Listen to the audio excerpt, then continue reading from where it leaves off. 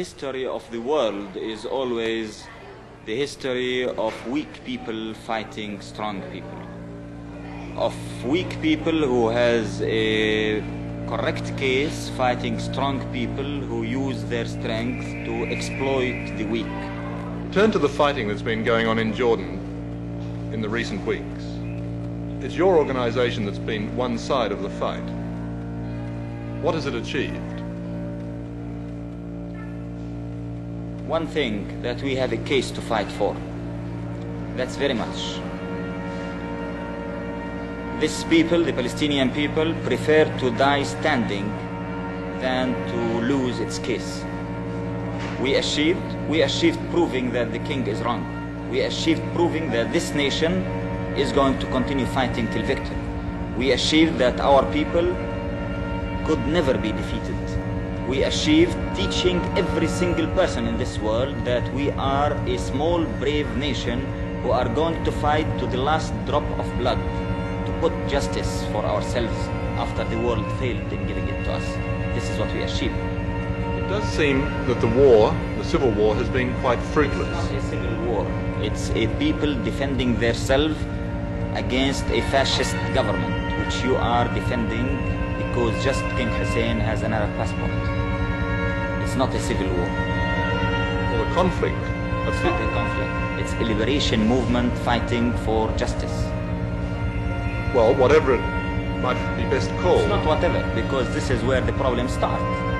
Because this is what makes you ask you all your questions. This is exactly where the problems start. This is a people who is discriminated, is fighting for his rights. This is a story. If you will say it's a civil war, then your questions will be justified. If you will say it's a conflict, then of course it's a surprise to know what's happening. Why won't your organization engage in peace talks with the Israelis? You don't mean exactly peace talks, you mean capitulation, surrendering. Why not just talk? Talk to whom? Talk to the Israeli leaders. That's kind of conversation between the sword and the neck, you mean. Well, if there were no swords and no guns in the room, you could still talk. No, I have never seen any talk between a colonialist case and a national liberation movement. But despite this, why not talk? Talk about what? Talk about the possibility of not fighting. Not fighting for what? Not fighting at all, no matter what for. People usually fight for something and they stop fighting for something. So you can't tell me even why should we speak about what? Stop fighting. For what? Or talk about stop fighting why? Talk to stop fighting, to stop the death and the misery, the destruction, the pain. The misery and the destruction and the pain and the death of whom? Of Palestinians, of Israelis, of Arabs. The Palestinian people who are uprooted, thrown in the camps, living in starvation, killed for 20 years, and forbidden to use even the name Palestinians. They're better that way than dead, though. Maybe to you, but to us, it's not.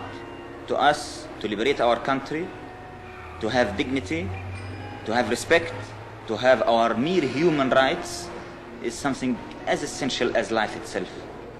You called King Hussein a fascist. Who else amongst the Arab leaders are you totally opposed to? We consider the Arab governments two kinds. Something we call reactionaries, who are completely connected with imperialists, like King Hussein government, like Saudi Arabian government, like Moroccan government, Tunisian government. And then we had some other Arab governments which we call the military petit bourgeoisie governments. That's like Syria, Iraq, Egypt, Algeria, so on. Just to end with, let me go back to the hijacking of the aircraft. On reflection, do you think that is now a mistake?